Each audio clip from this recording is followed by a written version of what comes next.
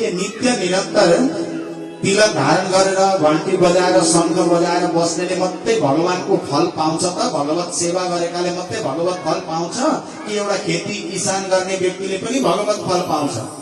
यो प्रसङ्ग जब आयो तब एकजना सन्तले कति राम्रो उत्तर दिनुभयो। कुनै कालमा भगवान शङ्करको एकजना भक्त हुनुहुन्थ्यो जसको नित्य प्रवृत्ति आफ्नो जुन उपार्जनको पद्धति हो त्यो हो खेती। এজন সন্ত মহাত্মাই কৈ গলে এজন ব্যক্তিৰ নিত্য যি কৰ্ম আছিলে সেই কৰ্ম আছিলে খেতি। তেখেতে খেতি কৰি নিজৰ জীৱিকা নিজৰ পৰিয়ালক পোহপাল কৰিছিলে। तो त्यस्ता प्रकारले आफ्नो दिनचर्या व्यतीत गरेका ती व्यक्ति 12 महिनामा 14 वटा खेती गर्थे अरे। अब कसको कस्तो खेती गर्थे त्यो चाहिँ जानिएन। ती खेती गर्ने व्यक्तिले निरन्तर समय केलाई दिन्थे त भन्दा खेतीलाई दिन्थे। तर खेतमा जाँदा पनि कोदालो चलाउँदा पनि हलै चलाउँदा पनि जे गर्दा पनि निरन्तर एउटै कुरो भन्दथे, नमः शिवाय नमः शिवाय नमः शिवाय। हेर्नुहोस् नाम मन्त्रको प्रभाव कस्तो रहेछ।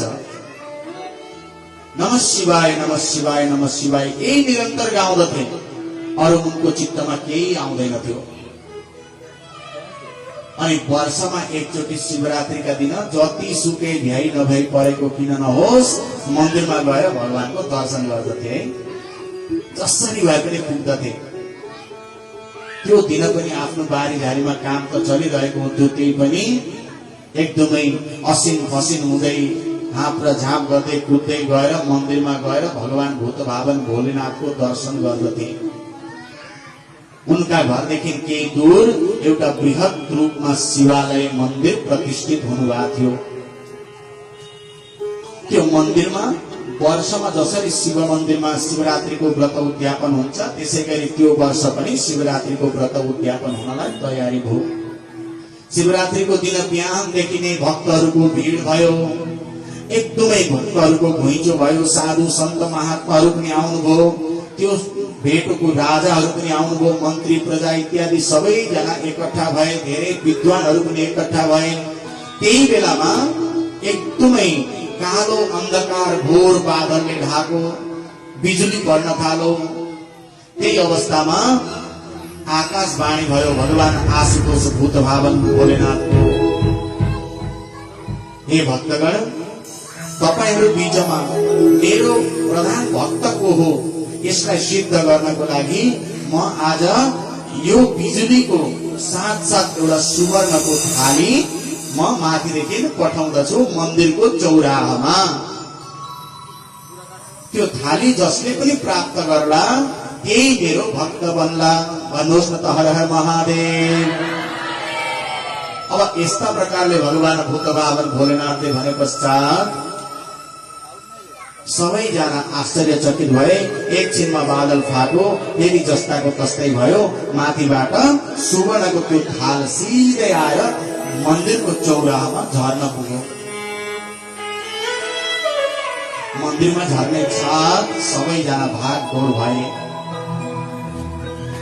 नित्य पूजा गर्ने जो गुरुजी हुनुहुन्थ्यो को पहिले कुदेर जानु। म हुँ यहाँको भक्त त पहिलो नम्बरको। गएर यसो थाल समार उठाउन खोज्दा त पितलको भयो। हतार हतार छोड्नुभयो। लाजा मर्दो भयो। भाग्नुभयो त्यहाँदेखि। म त भक्त होइन रहेछु शिवजीको भन्ने भाव भयो। शिवजीले परीक्षा गर्दै हुनुहुन्छ आज भक्त को रहेछ त, असल भक्त चाहिँ को रहेछ भन्ने परीक्षा गर्दै हुनुहुन्थ्यो। आज नित्य पूजा गर्ने ती पुजारी पनि असल भक्त होइन रहेछन् भन्ने सबैले देखे। अब ऊ जान्छ म ठुलो भक्त भन्छ, ऊ जान्छ म ठुलो भक्त।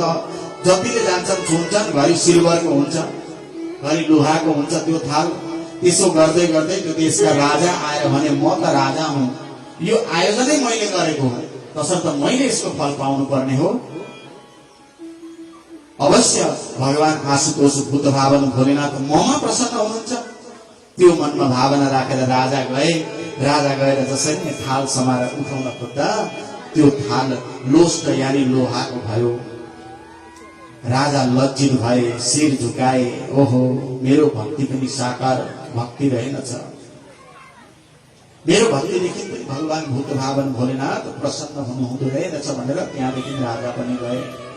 अब केही बेरपछि त्यो खेतीबारी गर्ने किसान दुगुर्दै असिन फसिन हुँदै मन्दिरमा पुग्यो।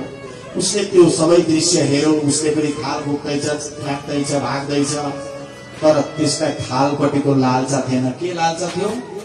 त भगवान भित्र हुनुहुन्छ, दर्शन एकपल्ट गरेर आउन पाए हुन्थ्यो, यो भिड कमेको बेलामा भनेर दुगुर्दै त्यही थालका छेउदेखि त्यो किसान पार भएर गयो, भित्र मन्दिरमा गयो, पूजा अर्चना गर्यो। बाहिर निस्केर आउँदा मन्दिरका पुजारीले भन्नुभयो, रुका रुका एकछिन, यहाँ त भक्तको परिचय हुँदैछ। भगवान शङ्करजीले आकाशवाणीमा यस्तो भन्नुभएको छ, यो थाल जो भगवानको असल भक्त छ त्यसले सुवर्णको प्राप्त गर्छ। आऊ न तिमी एकचोटि उठाउ भन्दा ऊ त गलल्ल हाँसो, म के का भक्त है, म त दिनभरि खेतीबारीको काम गर्छु, वर्षमा एकचोटि आएर शिवालयमा शिर निहुर्याउँछु, म के को भक्त? मलाई लज्जित हुनु छैन महाराज, तपाईले उठाउनुहोस् भनेर जान लागेको थियो। अर्का एकजना ब्राह्मणले बोलाउनुभयो, पर्ख पर्ख सबैले उठाइसके, यहाँ कोही बाँकी रहेको छैन, कमसेकम तिमी त आऊ, आएर एकचोटि त प्रयास गर। त भन्दा अरूको भनाइलाई सुनेर ऊ आफै गए अनि गएर जस्तै त्यो थाल उठाउँदा साकार त्यो थाल त सुवर्णको प्राप्त भयो।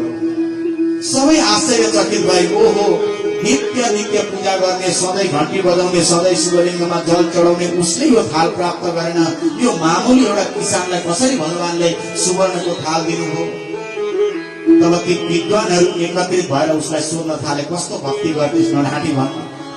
तब त्यो किसान भन्दछ, मेरो त भक्ति नै के भन्नु, कुनै दिन दोडा अगरबत्ती मैले भगवान शिवको नाममा वर्ष दिनमा एकचोटिदेखि बाहेक कहिल्यै जलाइन।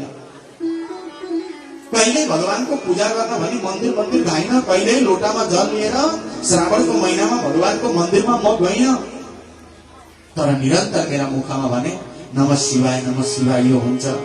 चाहे म जस्तो सुकै काम गर्दै गरेको किन नहौं, भगवानको नाम मेरा मुखमा निरन्तर निरन्तर हुन्छ र म एउटै मनमा धारणा लिन्छु कि